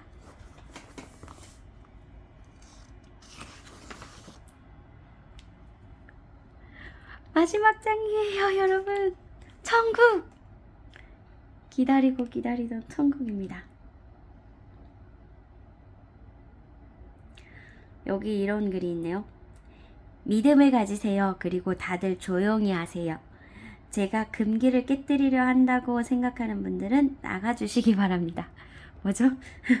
윌리엄 셰익스피어 겨울 이야기 5막 3장에 나온대요. 네. 제10장 천국 마지막 장 시작하겠습니다. 성 바울은 생각한데 현재의 고난은 장차 우리에게 나타날 영광과 좋게 비교할 수 없도다 라고 말했습니다. 그렇다면 고통을 다루는 책에서 천국에 대해 말하지 않는다는 것은 이야기의 반을 거의 건너뛰는 일이 될 것입니다. 저희 한쪽에 지상의 고난이 있다면 그 반대편에는 천국의 기쁨을 올려놓는 것이 성경과 기독교 전통의 습관으로서 이것을 따르지 않는 대답은 고통의 문제에 대한 기독교적 해답이라고 할 수 없습니다. 오늘날 우리는 천국에 대해 언급하는 것조차 창피하게 생각합니다. 하늘에 있는 파이에 침을 흘린다는 놀림을 받지는 않을까. 지금 이곳에 행복한 세상을 만들어야 할 의미를 등진 채 행복한 별세계의 꿈속으로 도피하려 한다는 말을 듣게 되지는 않을까 두려운 것이지요. 그러나 하늘에 정말 파이가 있든지 없든지 둘 중 하나일 것입니다. 파이가 없다면 기독교는 전부 거짓입니다. 천국의 교리는 기독교 전체를 엮고 있는 C줄과 날줄이기 때문입니다. 반면에 파이가 있다면 다른 모든 진리와 똑같이 정치적 유용성이 있든 없든 그 진리를 마주해야 합니다. 또한 우리는 천국이 믿기는 않을까, 천국 자체를 목적으로 삼을 때 사심없는 사람이 못 되는 것은 아닐까 염려합니다. 그러나 그렇지 않습니다. 천국은 대가만 바라보는 사람이 갈망하는 것들을 하나도 제공해주지 않습니다. 마음이 청결한 자가 하나님을 본다는 것은 틀림없는 사실입니다. 오직 마음이 청결한 자들만이 하나님을 보고 싶어 할 테니 말입니다. 모든 상급이 동기를 훼손시키는 것은 아닙니다. 어떤 여자를 사랑하는 남자가 그 여자와 결혼하고 싶어 한다고 해서 대가만 바란다고 할 수 없고, 시를 사랑하는 사람이 시를 읽고 싶어 한다고 해서 대가만 바란다고 할 수 없으며, 운동을 사랑하는 사람이 달리고 뛰고 걷고 싶어 한다고 해서 사심이 있다고 할 수는 없습니다. 사랑한다면 그 대상을 즐기고 싶어 하는 것이 당연합니다. 우리가 천국을 입에 올리지 않는 이유가 또 있다고 사실은 우리가 천국을 갈망하지 않기 때문에 천국에 대해 말하지 않는 것이라고 생각할지도 모르겠군요. 그러나 그것은 망상일 수 있습니다. 지금부터 제가 하는 말은 어떤 건의도 빌리지 않은 순전한 사견으로서 이에 대한 판단은 저보다 나은 그리스도인들과 학자들에게 맡기겠습니다. 저는 우리가 천국을 갈망하지 않는 것이 아닐까 생각한 적이 있었습니다. 그러나 그보다 더 자주 떠오른 생각은 과연 우리가 마음속으로 천국 외에 다른 것을 감상한 적이 과연 있었는가 하는 것이었습니다. 아마 여러분은 자신이 정말 사랑하는 책들은 비밀의 실로 함께 묶여 있다는 사실을 눈치챘을 것입니다. 말로는 표현할 수 없지만 그 책들이 가지고 있는 어떤 공통적인 특징 때문에 그 책들을 사랑하게 되었다는 사실을 여러분은 아주 잘 알고 있습니다. 그러나 여러분의 친구들은 대부분 그 공통점을 전혀 알아보지 못하며 이 책을 좋아하는 사람이 어떻게 저 책도 좋아할까 의아해합니다. 또 여러분은 자신이 평생토록 찾아온 말을 실현해주는 듯한 풍경과 마주친 적이 있을 것입니다. 여러분은 옆에서 같은 풍경을 보고 있다고 생각되는 친구를 돌아봅니다. 그러나 처음 몇 마디 나누는 것만으로도 나누는 것만으로도 두 사람 사이에는 깊은 틈이 벌어지고 여러분은 그 풍경이 친구에게는 완전히 다른 의미를 준다는 사실. 친구는 이질적인 비전을 추구하고 있으며 여러분을 황홀하게 만든 그 형용할 수 없는 암시에는 전혀 관심이 없다는 사실을 깨닫게 됩니다. 취미생활만 생각해 보아도 다른 이들은 이상하게도 알아채지 못하는 비밀스러운 매력, 작업실의 나무토막 냄새나 보트에 철썩철썩 부딪히는 물소리라고만은 단순히 말할 수 없는 항상 그 냄새나 소리를 막 뚫고 나오려는 듯이 보이는 무언가가 있지 않습니까?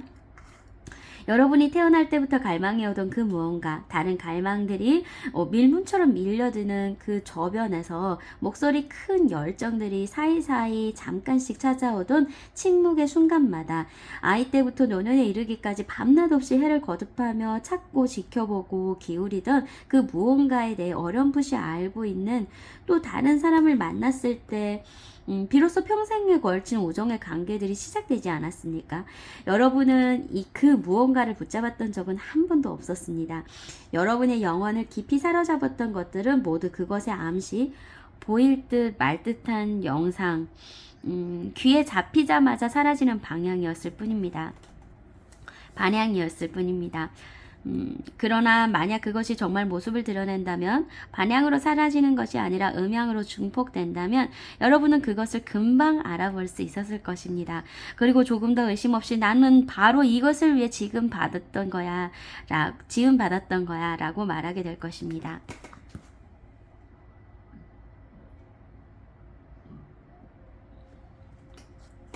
우리는 그것이 무엇인지 서로에게 말해줄 수 없습니다. 그것은 우리 각자의 영혼에 쓰여진 비밀스러운 서명이자 전달할 길 없고 달랠 길 없는 소원이며 아내를 만나고 친구를 사귀고 직업을 선택하기 전부터 갈망했던 것이자 아내나 친구나 일을 기억하지 못하게 된 죽음의 자리에서조차 여전히 갈망하는 것입니다.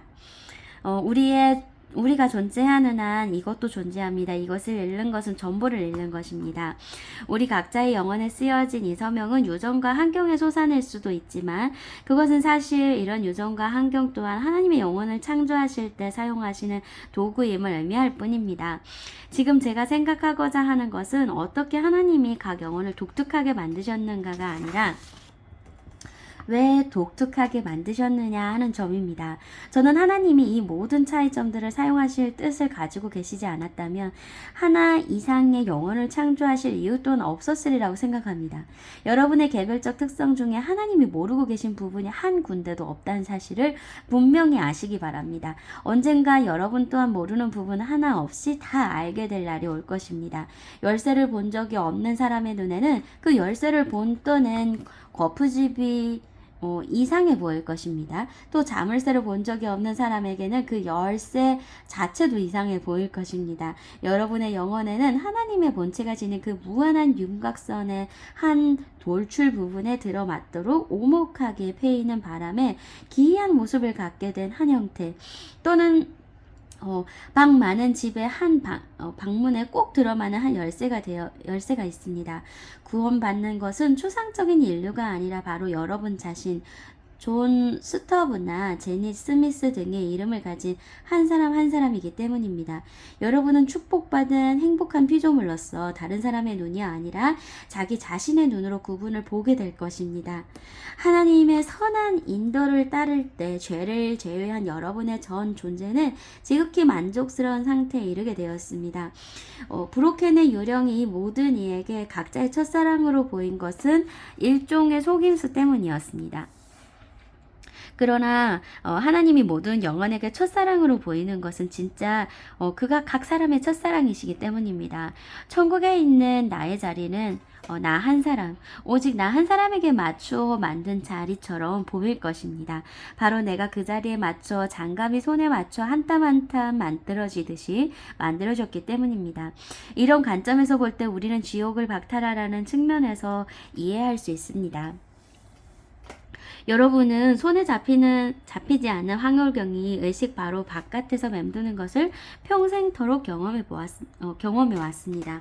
그런데 모든 희망을 넘어 자신이 마침내 그것을 얻게 되었음을 깨닫는 날, 또는 손만 뻗으면 잡을 만한 곳에 그것이 있었음에도 불구하고 영원히 잃고 말았음을 깨닫는 날이 다가오고 있습니다. 제가 값진 진주를 위험할 정도로 개인적이고 주관적인 개념으로 파악하는 것처럼 보일지도 모르지만 사실은 그렇지 않습니다. 제가 말하고 있는 그것은 어떤 경험이 아닙니다. 여러분이 경험한 것은 그것이 아니라 그것의 결핍입니다. 그것 자체가 어떤 생각이나 이미지나 감정 속에 실제로 구현된 적은 한 번도 없습니다. 그것은 항상 여러분을 여러분 밖으로 불러냅니다. 여러분이 그것을 따라 자신 밖으로 나가려고 하지 않고 제 자리에 앉아 갈망한 골똘히 생각하며 고이 간직하려 든다면 오히려 그 갈망이 여러분을 피해갈 것입니다. 생명으로 들어가는 문은 대개 등 뒤에 열리며 보이지 않는 장미의 향기를 떨쳐내지 못하는 자를 위한 유일한 지혜는 이라는 것입니다. 이 비밀스러운 불은 부채질할 때 오히려 꺼져버립니다. 반면에 그것을 무시한 채 교의나 윤리 같은 의회의 연로를 공국하면 자기 의미에 전념할 때 비로소 활활 타오르게 되어 있습니다. 세상은 황금색 바탕을 칠한 그림과 같고 우리는 그 그림에 등장하는 인물과 같습니다. 그림에서 걸어 나와 죽음이란 강대한 차원으로 들어가기 전까지는 그 황금빛을 볼 수 없습니다. 그러나 그것에 대한 암시는 받을 수 있지요. 다른 은유를 쓰자면 등화 관제나 완전히 이루어지지 않았다고 할 수 있습니다.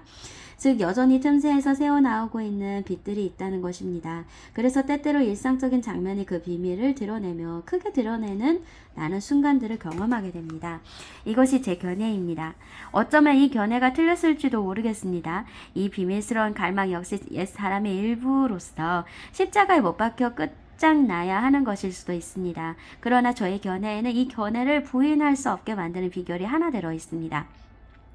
이 갈망의 충족은 더 그렇지만 어떤 경험에도 완전하게 들어있는 법이 없습니다. 어떤 것이든 이 갈망과 동일시하는 즉시 사실은 동일하지 않은 것임이 드러나 버리지요. 따라서 아무리 십자가에 못 박히고 변형을 겪는다 해도 이 갈망이 우리에게 미리 예감케 해주던 것의 범위를 벗어나기란 거의 불가능합니다. 다시 말해서 제 견해가 사실이 아니라면 그보다 더 나은 것이 존재해야 합니다. 그러나 더 나은 것, 이런저런 경험들이 아니라 이 모든 경험들 너머에 있는 것이란 결국 제가 지금 설명하고자 하는 것의 정의와 별로 다를 바 없습니다. 여러분이 동경하는 그것은 여러분을 자아 밖으로 불러냅니다. 그것에 대한 갈망은 여러분이 그 갈망을 버릴 때에만 비로소 있을 수 있습니다. 이것이 궁극적인 법칙입니다. 씨는 죽어야 살고 떡은 물 위에 던져져야 돌아오며 사람은 목숨을 잃어야 목숨을 얻는 법입니다. 그러나 씨가 다시 살아나고 떡이 돌아오면 목숨을 다시 얻는 일은 희생이 전제되어야 비로소 진정한 것이 됩니다. 따라서 천국에는 소유라는 것이 없다. 누구든지 무엇을 자기 것이라고 주장하는 사람은 즉시 지옥으로 떨어져 악한 영이 된다는 것은 맞는 말입니다. 그러나 동시에 이기는 그에게는 흰 돌을 줄 터인데 그 돌 위에 새 이름을 기록한 것이 있나니 받는 자 밖에는 그 이름을 알 사람이 없느니라는 말씀도 주어졌습니다. 영원한 세계에서도 하나님과 나만의 비밀로 남을 새 이름 보다 더 내 것이라고 할 만한 것이 무엇이 있겠습니까? 우리는 이 비밀스러움에서 어떤 의미를 찾을 수 있습니까? 여기에는 구속받은 자들 하나하나가 하나님이 지으신 아름다움의 한 면식을 다른 어떤 피조물보다 각각 더 잘 알아 영원토록 찬양하게 된다는 의미가 들어있는 것이 확실하지 않습니까? 모든 자를 무한히 사랑하시는 하나님께서 한 사람 한 사람을 각기 다르게 사랑하실 생각을 갖지 않으셨다면 왜 우리를 개별적인 존재로 창조하셨겠습니까? 이런 각자의 차이점들은 축복받은 피조물들 간의 사랑, 즉 성도의 교제를 손상시키기는커녕 오히려 의미로 충만케 합니다. 모든 피조물이 똑같은 방식으로 하나님을 경험하게 하며 동일한 예배를 드린다면 승리한 교회의 노래는 어떤 교향악도 어울리지 못한 채 모든 악기가 같은 의미를 연주하는 악단이 되어버릴 것입니다. 아리스토텔레스는 도시는 서로 다른 것들의 연합체라고 했고, 성마을은 몸은 서로 다른 지체들의 연합체라고 했습니다. 천국은 하나의 도시이자 몸입니다. 그 축복받은 사람들은 영원토록 서로 다른 존재로 남을 것이기 때문입니다. 또한 천국은 사회입니다. 각 사람이 다른 모든 이들에게 말해줄 무언가, 모든 사람이 우리 하나님으로 찬양하는 그분 안에서 각자 발견하는 나의 하나님에 대한 새로운 소식, 그것을 가지고 있기 때문입니다. 자기만이 목격한 광경을 다른 모든 영혼에게 전달하고자 하는 각 영혼의 시도는 계속 성공을 거두면서도 결코 완료되지 않는 시도로서 우리가 개별적인 존재들로 창조된 또 하나의 이유이기도 합니다. 연합이란 서로 구별되는 존재들 사이에서만 이루어질 수 있는 일입니다. 어쩌면 이런 관점을 통해 만물의 의미를 살짝 훔쳐볼 수 있을지도 모르겠습니다. 범신론은 틀린 신조라기보다는 시대의 형편없이 뒤처진 신조입니다. 창조가 이루어지기 전에는 모든 것이 하나님이라는 말이 맞을 수도 있었을 것입니다. 그러나 하나님은 창조하셨습니다. 그는 자신과 다른 존재들을 만드셨고 그 구별된 존재들이 그를 사랑하는 법을 배우게 하셨으며 단순히 똑같아지는 것이 아니라 연합을 이루게 하셨습니다. 이처럼 그도 자기 떡을 물 위에 던지셨습니다. 피조세계 안에서도 의지가 없는 무생명 물질들은 인간과는 다른 의미에서 하나님과 하나라고 말할 수 있을 것입니다. 그러나 하나님의 목적은 우리가 그러한 옛날의 동일성으로 회개하는 것이 아니라 서로 최대한 구별된 존재가 됨으로써 한결 차원 높은 방식으로 하나님과 다시 연합하는 것입니다. 심지어 거룩하신 분 안에서조차 말씀이 곧 하나님이시다라는 것으로는 충분하지 않았으며 그 말씀은 하나님과 함께 계셔야 했습니다. 성부는 영원히 성자를 낳으시며 그로부터 성령이 나오십니다. 신성의 내부의 구별이 생김으로써 서로 주고받는 사랑의 연합이 단순한 산술적인 연합이나 동일성을 초월할 수 있게 된 것입니다. 그러나 각 영혼의 영구적인 차별성, 각 영혼과 하나님의 연합을 통해 본질적으로 새로운 종이 만들어지는 비밀은 천국의 소유 금지법을 폐기시키지 않습니다. 동료 피조물과 관계에서 생각할 때 추측건대 각 영혼은 자신들이 각자 받은 것을 다른 모든 영혼에게 내어주는 일을 영원히 하게 될 것입니다. 또 하나님과의 관계에서 생각할 때 기억해야 할 것은 인간의 영혼이란 하나님이 채우시는 빈 구멍이라는 사실입니다. 인간의 영혼과 하나님의 연합은 거의 본질적으로 인간의 끊임없는 자기 드림, 자신을 개방하고 열어젖히며 양도하는 것을 의미합니다. 축복받은 영혼은 자기 속에 부어지는 빛나는 쇳물을 점점 더 많이 감내하는 거푸집이자 영적인 태양이 정오에 내뿜는 그 강렬한 빛에 자신을 점점 더 많이 드러내는 몸입니다. 우리는 천국에 극히 비슷한 것이 필요치 않다거나 영원한 삶이란 영원한 죽음을 의미하지 않을 것이라고 추측할 필요가 없습니다. 이런 의미에서 볼 때 지옥에 쾌락이 있을 수 있듯이 천국에도 고통과 전혀 다르지 않은 무언가가 있을 수 있습니다. 왜냐하면 어디에서든 자신을 드릴 때 우리는 전 피조 세계의 리듬뿐 아니라 전 존재 세계의 리듬에 닿게 되기 때문에 그렇습니다. 영원한 말씀이신 그분 또한 자신을 희생제물로 드리셨기 때문에 비단 갈보리에서만 그렇게 하신 것이 아니기 때문에 그렇습니다. 그가 십자가에 못 박히신 것은 곧 집에서 영광과 기쁨 가운데 하시던 일을 외지의 험한 비바람 속에서도 하신 것이기 때문에 그렇습니다.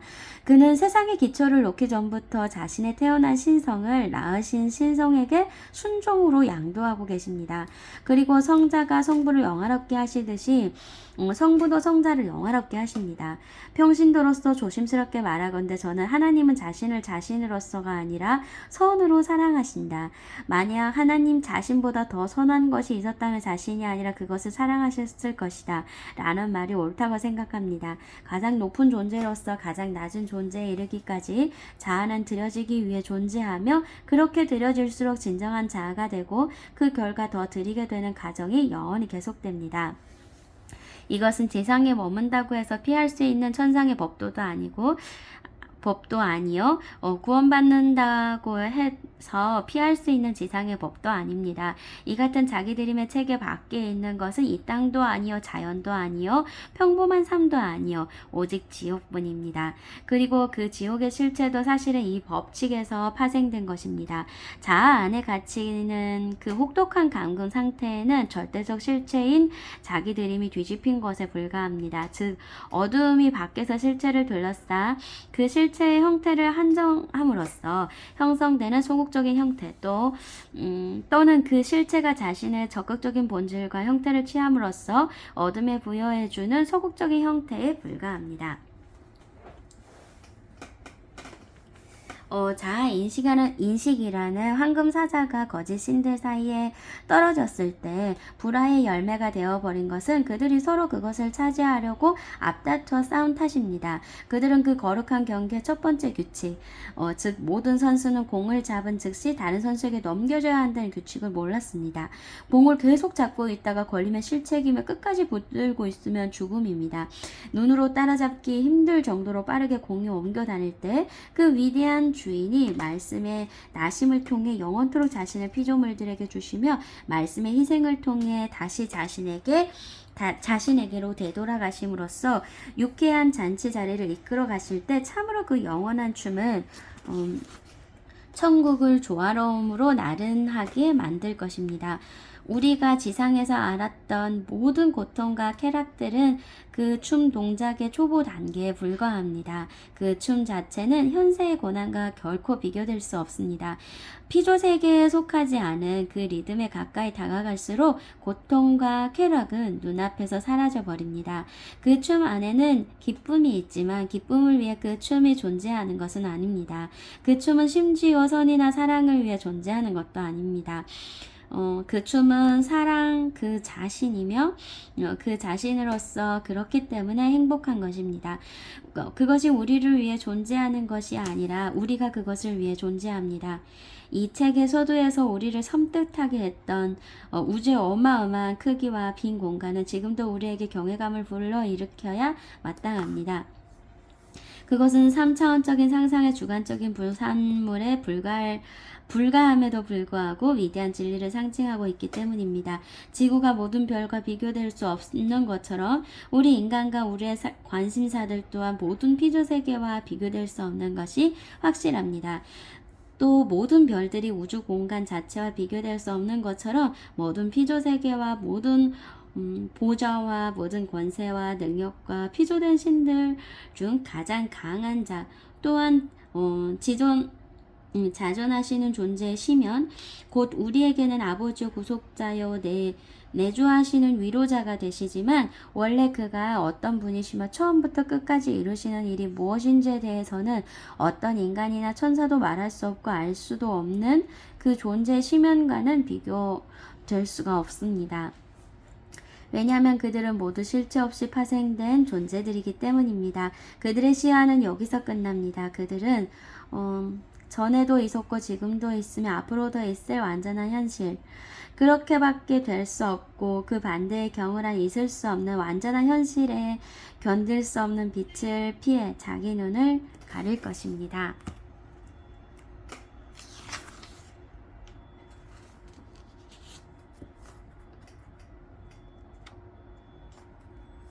부록이 있네요.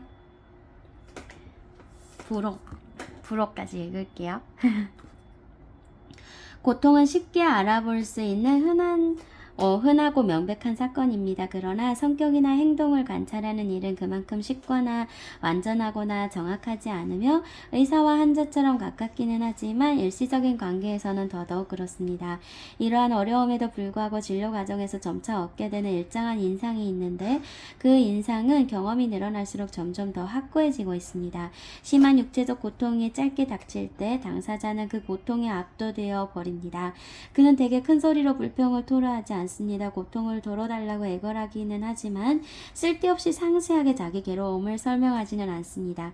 그 사람이 자제력을 잃거나 난폭해지거나 이성을 잃는 경우는 흔치 않습니다.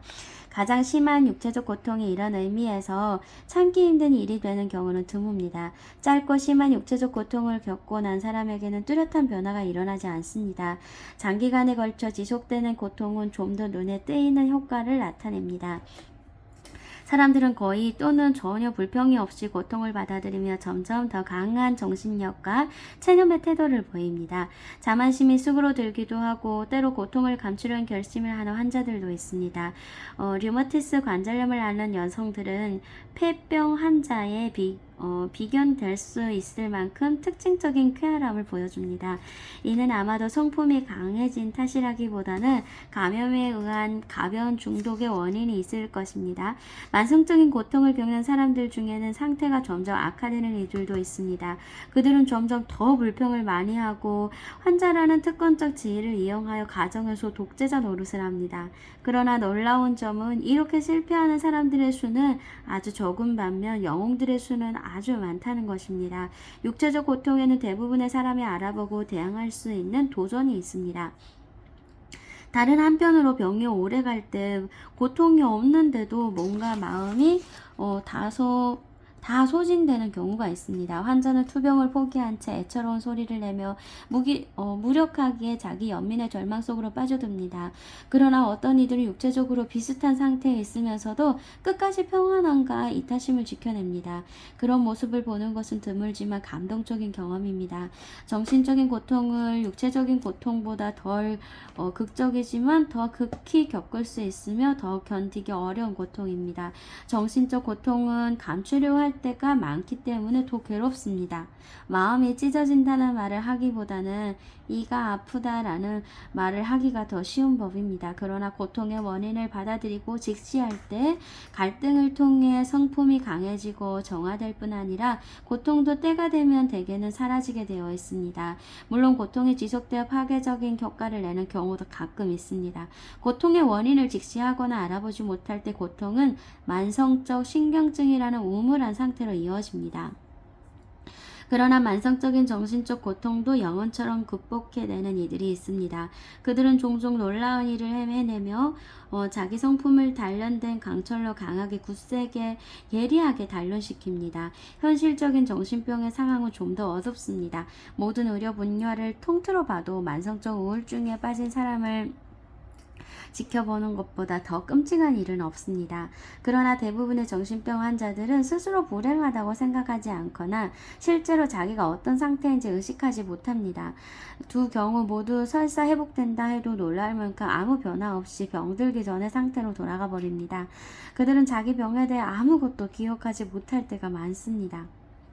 고통은 영웅의 자질을 드러낼 기회를 제공합니다. 그리고 놀라울 만큼 많은 이들이 그 기회를 잡고 있습니다.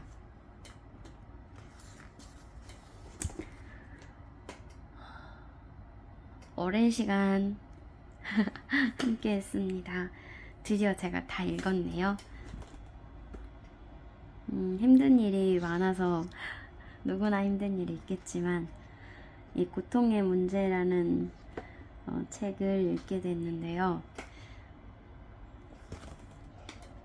마지막에 나오는 말처럼 고통은 영웅의 자질을 드러낼 기회라고 말씀하시는데 그 영웅의 자질을 드러낼 기회로서 고통을 가져가는 모든 분들